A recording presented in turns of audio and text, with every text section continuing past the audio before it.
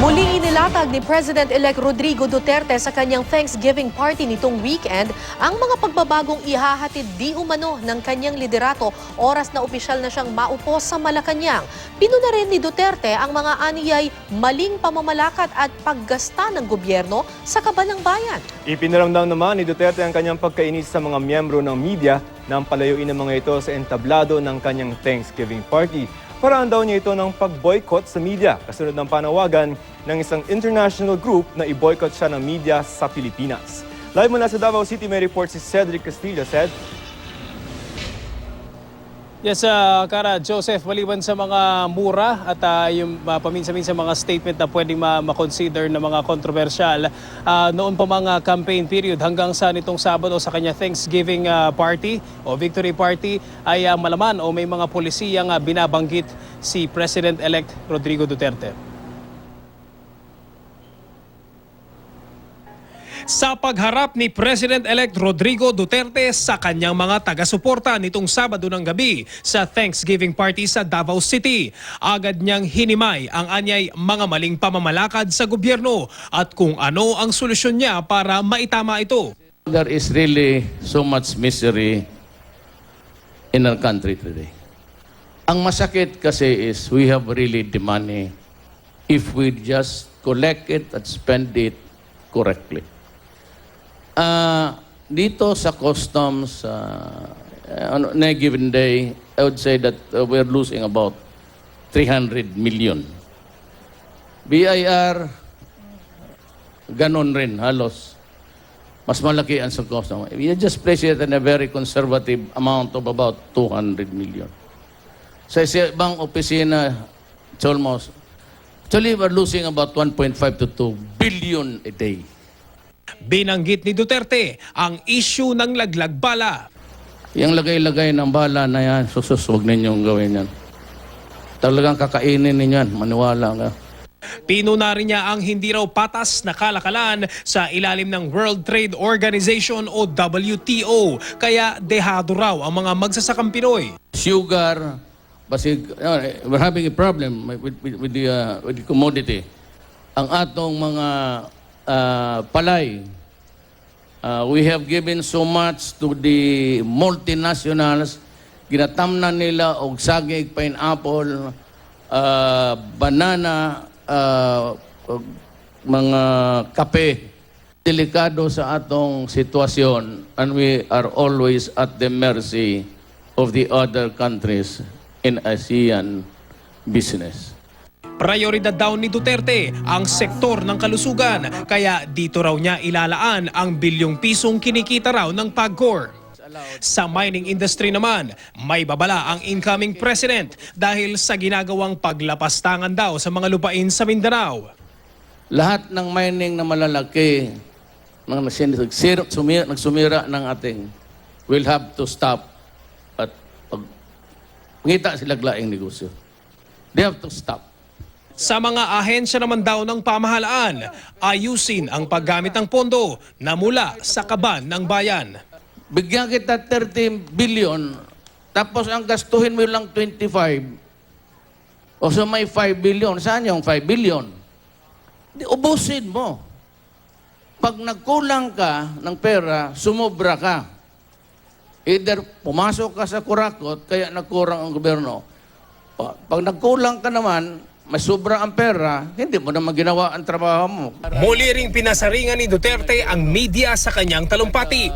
Matatanda ang noong isang linggo, sinabihan ni Duterte ang media na nagko-cover sa kanya sa Davao na umuwi na sila ng Maynila at tanging sa PTV4 na lang siya magpapakover. Umaga pa lang, pinabaklas na ng Presidential Security Group ang setup ng media sa venue ng Thanksgiving party. Imbis na malapit sa stage, pinalayo rin ng media at pinapwesto sa bandang likod. Ang akala ng taga Maynila, mahadlog po ko ng may boycott.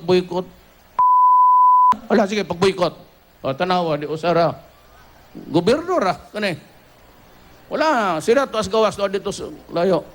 Huwag ko yung pakialam ninyo. Ayon sa Executive Assistant ni Duterte na si Bongo, ito ay paraan ng pag-boycott ni Duterte sa media. Matapos ang pahayag ng international group na Reporters Without Borders na i-boycott si Duterte, kasunod ng mga pahayag nito ukol sa media killings. Sa isang text na pinadala ni Go, galing daw sa kanyang boss ang mensaheng ito. Be very careful of what you want for you may end up having it. Sa Thanksgiving party, inahayag ni Duterte ang kanyang pagkainis sa tanong ng isang reporter tungkol sa kanyang kalusugan. Ang kaso, maling reporter ang pinangalanan niya. How is your health? Ano ko po kung, oh, I'm fine. Where's your medical report? Aba, mura pagkasitag yung wag kriminal.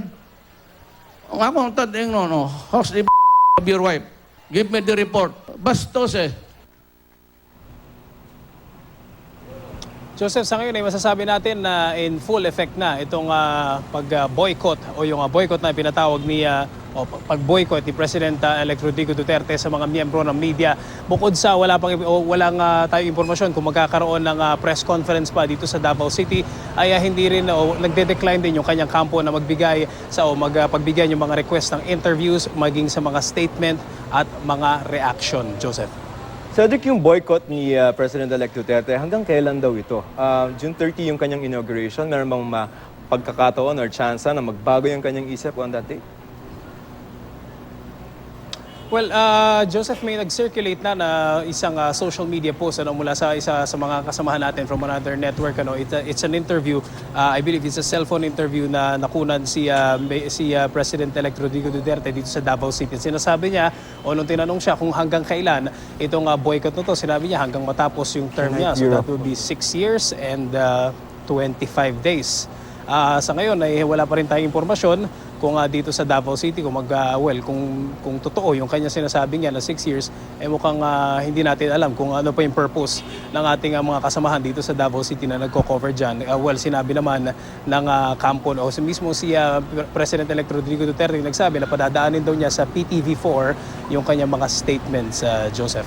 Cedric, alam naman natin na ito ay yung, kumbaga, produkto ng kanyang medyo pagkainis dun sa ilang mga questions and answers na naranasan during the press conference. But is it right to say, tama ba, na sabihin that the media is antagonistic towards him? I'm really sorry, Joseph, medyo hindi maganda yung linya. Pakiulit lang please yung Tama ba question. na sabihin yung, fair assessment ba yon so far, no? Na nakita natin siya, na nakipag-interact sa media, na antagonistic yung media kay President-elect Duterte? Is that a fair assessment of things? Ang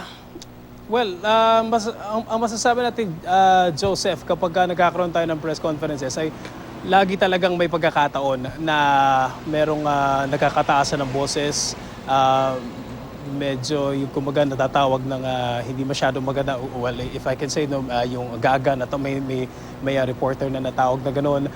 Nasabihan din, of course, yung issue ng catcalling, may mga pagkakataon sa mga press conference natin na may mga reporters talaga na of course trabaho naman natin yan, ipupush yung issue. Apparently, ang nakakarating sa atin, rin naman ang kampo rin naman ni President-elect Rodrigo Duterte yung nagsasabi na siya rin naman yung nagsabi niya doon sa kanyang speech doon sa kanyang Thanksgiving party na hindi niya nagugustuhan yung line of questioning, yung manner ng pagtatanong. I am not particularly I do not remember yung question na yan na binanggit sa kanya doon sa speech na apparently ay hindi daw maganda yung pagkakatanong sa kanya tungkol sa kanyang health at medyo nabastusan siya. Although ang siguro one thing na pwede nating bagitin, Joseph, yung nangyari noong Saturday morning dyan sa kanyang Thanksgiving party na last minute nalaman ng mga miyembro ng media na pinaalis pala kami doon sa platform. Maraming mga nagsasabi na it's one thing na sabihin niya na ibo-boycott na yung media. It's one thing na sabihin for security reasons, aalisin dyan yung mga miyembro ng media sa platform na yan. Pero ang medyo ikinagulat ng mga kasamahan natin dito is in-announce pa doon sa stage. And hindi natin may kakailala, medyo nagiging recipient tayo ng comments mula doon sa kanyang mga supporters. Apparently sinasabi, na-generalize na yung sinasabing mga corrupt na mga miyembro ng media, Joseph. Okay, maraming salamat, Cedric Castillo.